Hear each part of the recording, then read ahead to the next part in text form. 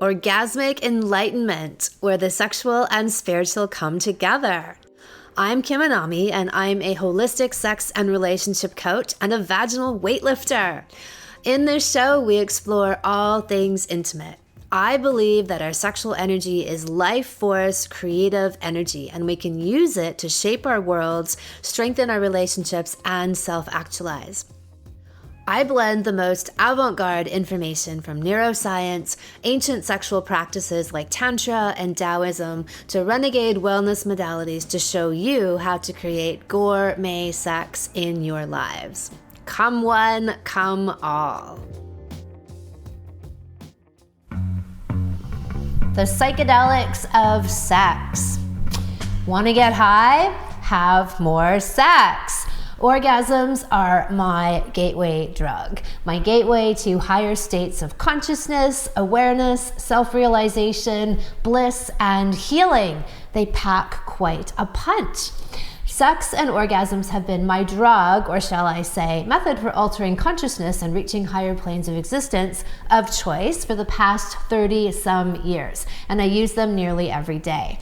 My own actual drug explorations happened when I was quite young, in my late teens and my early 20s, and I soon stopped using these substances because I was more interested in how I could get to these places naturally.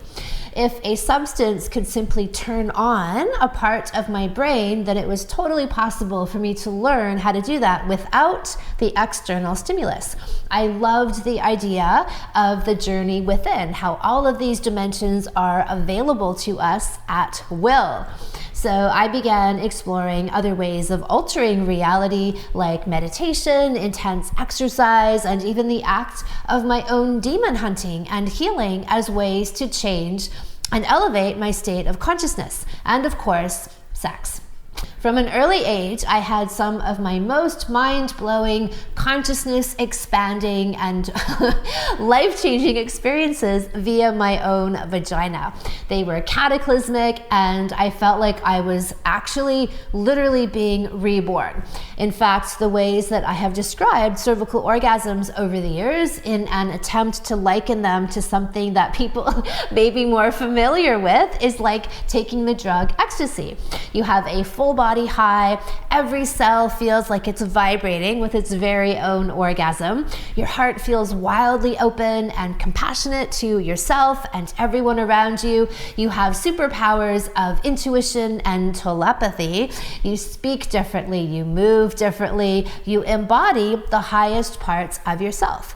You feel calm and blissful and happy and in the flow, capable, confident, self-assured, and in a state of wonder and awe. Everything is so beautiful. The chaos in your mind is now quiet and you've been cracked open, fresh, like you've been washed clean. You are a new person, and this will last for days and even weeks. Yes, all that and more from cervical orgasms. And this is why I say that they are essential medicine for all women. Getting high on your own supply. And the same experiences can happen for men when they apply the techniques that I teach in recirculating sexual energy. So let's take a look at what happens to your brain on sex. First of all, your mind shuts down. So the logical part of your brain that likes to think things through and list out the pros and the cons becomes much less active. And this is one of the main things people seek when they're taking any kind of mind-altering substance, is a reprieve from their inner noise. Secondly, you have this explosion of pleasure hormones and neurotransmitters. So the climb to orgasm releases plenty of dopamine, which is your feel good, let's go out and do things, achieve things in the world hormone. And then at orgasm, you've got more dopamine plus oxytocin and prolactin and endorphins and serotonin and DHEA, all of which are chemicals that boost pleasure. Some of them have specifically antidepressant and anti-anxiety effects, and all of them leave you feeling happy, peaceful, and wrapped in a love cocoon. And then you have this vagus nerve crown chakra activation. You won't find science talking about this so much, but the biochemical activity reflects it. In tantric-oriented sex, where we aim to bring the sexual energy up from the lower chakras to the higher ones, we're helping to open up these pathways to access higher realms of awareness. The sexual energy acts as a ladder, if you will, and a turbo boost to help us get there. This is how this energy has been used since ancient times in various cultures all over the world. In cervical orgasms in women, the cervix is linked directly to the vagus nerve, which is often referred to as the spiritual nerve in the body. Cervical orgasms themselves are often likened to spiritual experiences where women see God and feel at one with the universe. For more on cervical orgasms, you can check out my podcast, 5 Steps to Cervical Orgasms, and the link for that I will put below this video. As I've said, the same experiences are available to men as they learn how to consciously move and direct their sexual energy within their bodies rather than just unconsciously ejecting it out of themselves. For some of the techniques I teach for men, check out my video, How to Last Longer in Bed, here on YouTube, and I will put that link below. So in these times when the use of psychedelics for personal growth is becoming more and more popular, I'm often asked what I think about this. And I am glad to see people using drugs and plants more in the vein of awakening rather than going to sleep, as in with the purpose of getting more conscious rather than going unconscious and as an escape. From my perspective though, this is still using an external substance to bring you somewhere. If these states exist within us, they exist all the time, and they can be accessed without drugs or external aids, right? I am personally all about self-reliance rather than needing something outside of me to create my states of being. Plus, in my view and what I understand spiritually, the gains that we receive through our own efforts and our own labor are permanent. The insights that we get through substances might open some doors and windows of perception, but it's still up to us to do the work. There is no shortcut to doing the work. We ultimately need to earn this growth ourselves. All of the blocks that we need to clear and the demons that we need to confront on the way to cultivating incredible gourmet transcendent sex are the work. And I speak so much on the importance of healing and removing all of the superimposed conditions, traumas, and impediments to us experiencing the pure flow of divine, creative, and orgasmic energy. This is available to all of us. Every block we clear, every demon that we face opens up our awareness just a little bit more and a little bit more. And as we clean the passage, we're rewarded with deeper insights into ourselves and into the universe.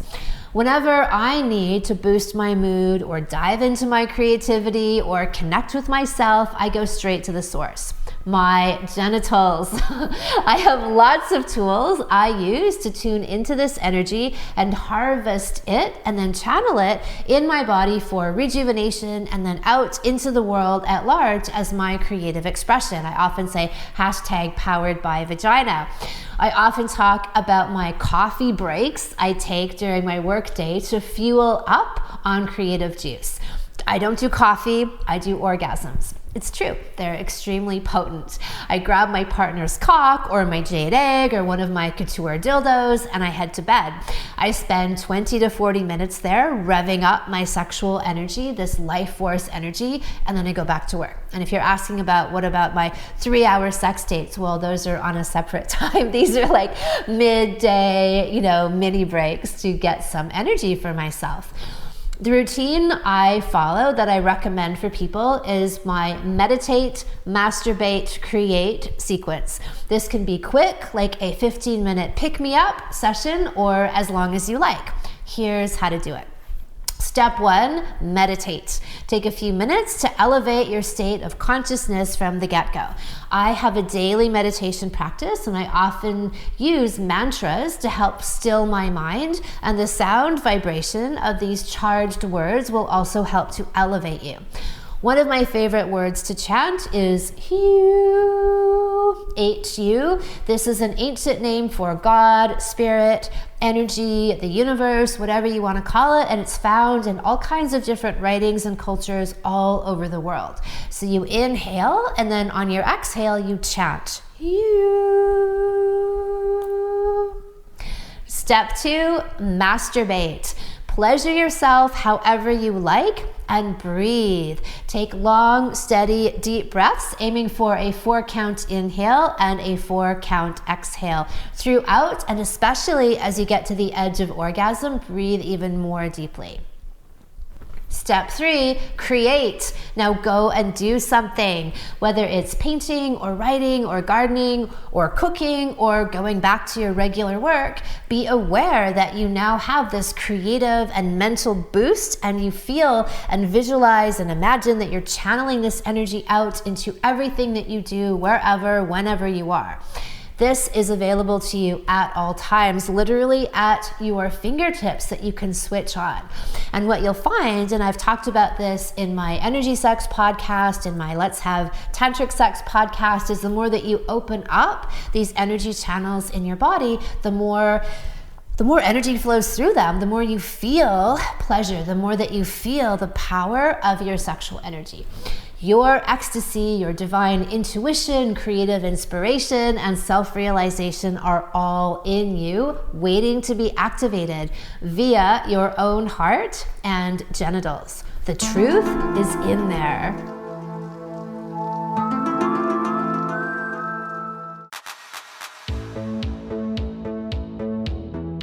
Thank you so much for listening. If you haven't already, subscribe and also leave a review. And send someone else the gift of a healthy libido and an off-the-charts love life by sharing this episode with them. We'll be back next week, and in the meantime, many happy orgasms.